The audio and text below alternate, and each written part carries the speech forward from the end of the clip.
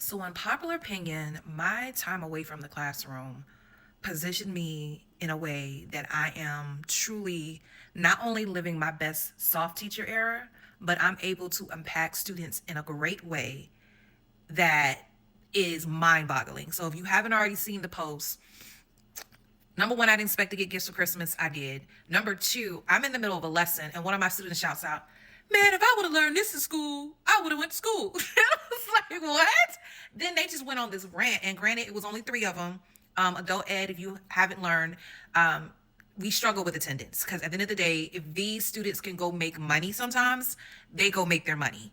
Um, and it's a fight to get to school and to be consistent, but it's very rewarding when they do. And the reality is you don't have to be an adult ed all year long, but it takes time to be there, and there's ways to bypass that, and we'll talk about that another day.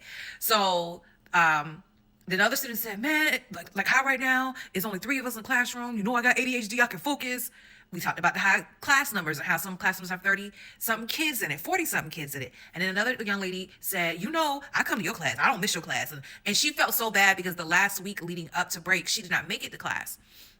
And I don't make them feel bad. I do celebrate them when they show up. Like I had one today showed up. I hadn't seen her probably about 2 or 3 weeks. And I said, "Ah, good to see you." Like I celebrate them because I know it's a fight for them to come. Some of them are battling illnesses. Some of them is work. Some of them transportation issues. So when they show up, you celebrate them. But the biggest thing that's always hard for me to fathom, and I don't understand, is that when you hear the horror stories of students who they're in adult ed not because they weren't smart enough, it's because I had a teacher who tore me down, I had administration that tore me down, I did not have that's the best experience. Now some of these people, they made a deliberate choice that they didn't want to be in education, they didn't want to be in K through 12, so they left. But my thing is we have to get to a place, and I don't know how that's going to happen, but we have to get to a place where we are not accepting of allowing professionals who are known as educators and administrators and principals to tear down our students. That cannot be accepted. We cannot let it go because you're tearing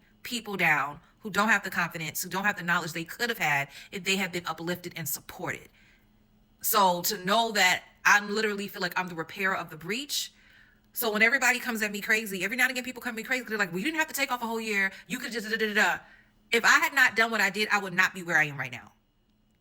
I would have probably be still in a middle school somewhere. I would probably be still teaching at a high school. I wouldn't even know about this position. It was because I was out of work. And finally, when I started looking for work, this position opened up because it wasn't open up before. And I'm so glad and so blessed to be here.